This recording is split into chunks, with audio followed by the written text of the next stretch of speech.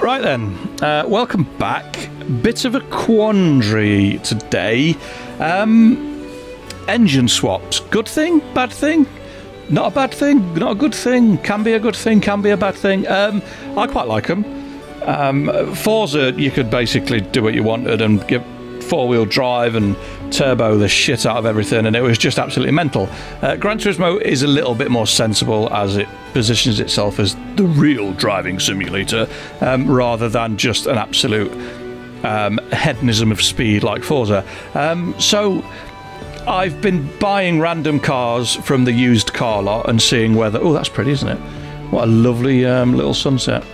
Anyway, I've been buying random cars from the used car lot and going into the GT Auto section and seeing if I can put an engine swap in them.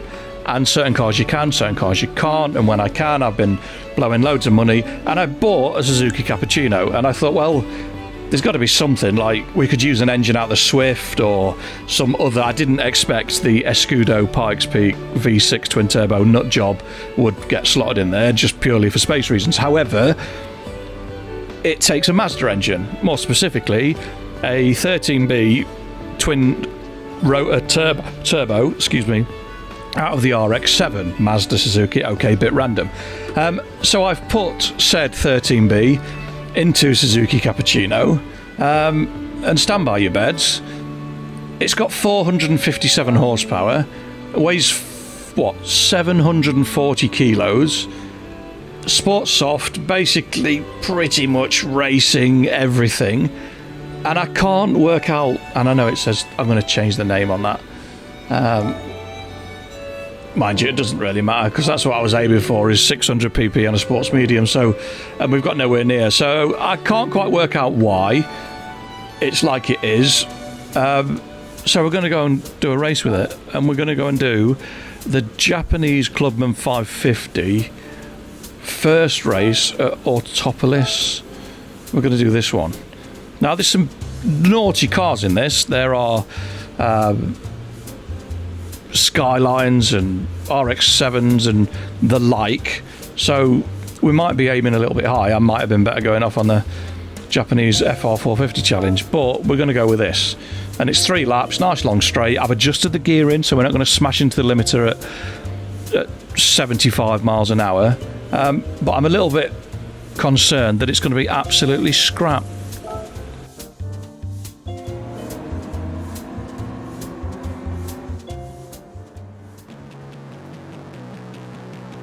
Well, it's a little bit dark, and we're going to do it in the cockpit for reasons of immersion and realism and everything else.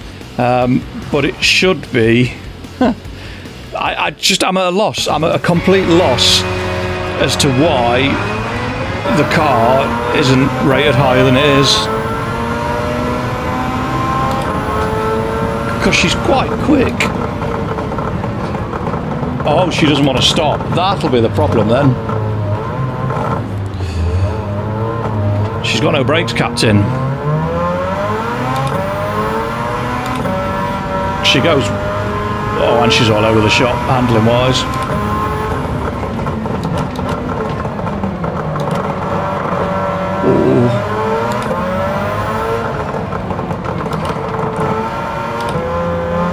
Ooh. Plenty of go, but she doesn't want to slow.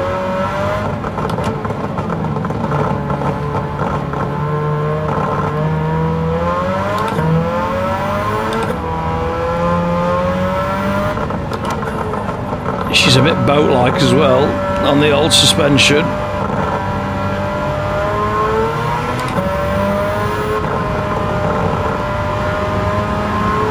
We're running aero, it's on maximum settings.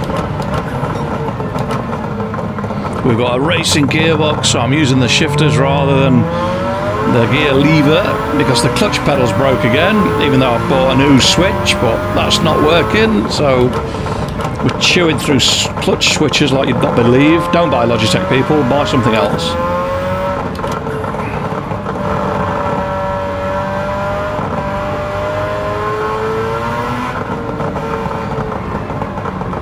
Ooh, she's a bit dodgy. Oh, on the old handling. That was a bit messy. We need it to get light, really. I'm spending a lot of my pennies because it's dark. This is going to look absolutely ridiculous.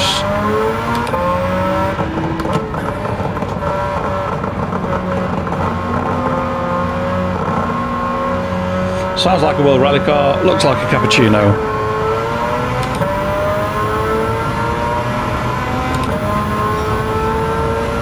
Yeah, I mean, that is spicy. That is seriously spicy.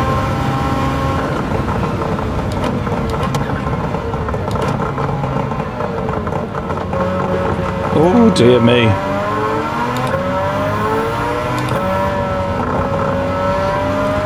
I like the little icon just above the temperature gauge to tell me that it's on boost. Well, thank you. Thank you very much. Oh, come on, don't do that. It's hard enough keeping this on the straight and narrow without you smashing me about.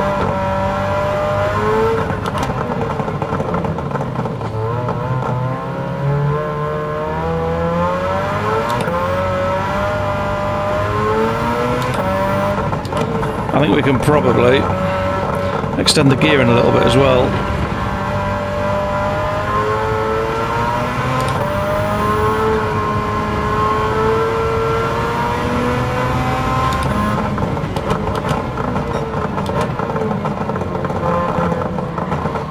Oh, go on. Thank you.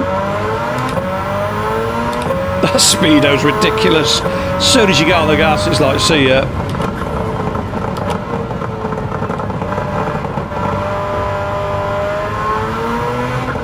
We built an absolute monster.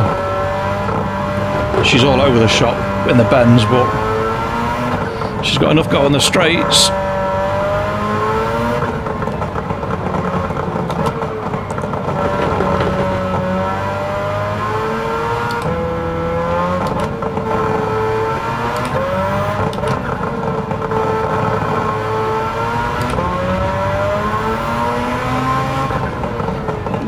I like it. I like the noises.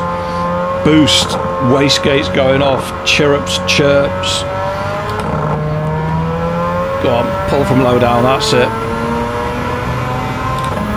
I just put some cams in it as well and get all the pistons and rods done and everything else.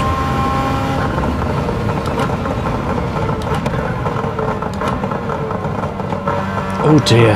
I'm literally holding my breath on the brakes.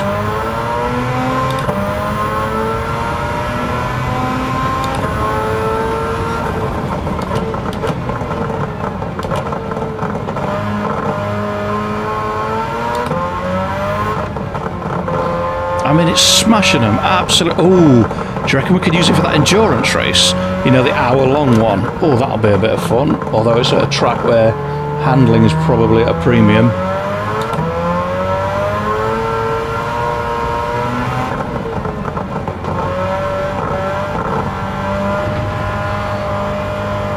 Oh, go on.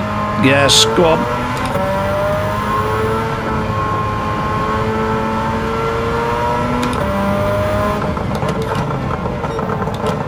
Yeah, we're going to have to do something with the handling, I think. She's a bit of a boat. Stiffen up the spring rates.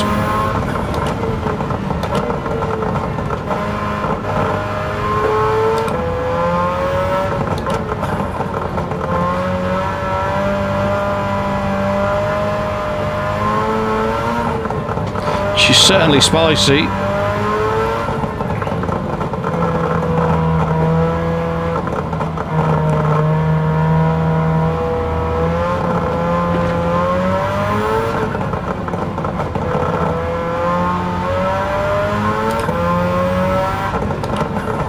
We have absolutely smashed them. Came here in a Mitsubishi GTO twin turbo and struggled, really struggled. It doesn't even want to light the rears up, to be fair. Only a 5-speeder though, we'll have to sort that out. Look at the little Cappuccino, she's a flying machine. Annihilated them. Surely that has to be, like, illegal. It's got to be. So we've used 3 cars so far on that event. We've used the Mazda Demio Touring, which I didn't know what I was doing. We did 7 minutes and 4 for the race. I then used the GTO Twin Turbo 637, and then the Lancer Evolution 96, Lancer Evolution 4 GSR 623. That's done a 614. 9 seconds quicker across the race time than a Evo. Wow. She's one spicy meatball. I like it. We're gonna use and abuse it. We're gonna do races that we shouldn't really do. 1960s, 1980s. Oh, it's just outside the historic sports car masters, isn't it? But there's definitely that endurance race where you got to use mediums or hards, and you got to be less than 550 performance points, I think, performance rating. So we'll definitely go and have a look at that and see if we can't like beat the system, so to speak. But that'll do it for this one. Thanks for watching. Thanks for commenting, liking, subscribing. Let me know your thoughts on engine swaps and mucking about, and how long until they do a patch to change the settings. Oh, look at the flames out the back. Go on, Mr. Cappuccino. He loves it. Right, thanks for watching. Fingers crossed. I'll see you next time. Take care, stay safe. Peace.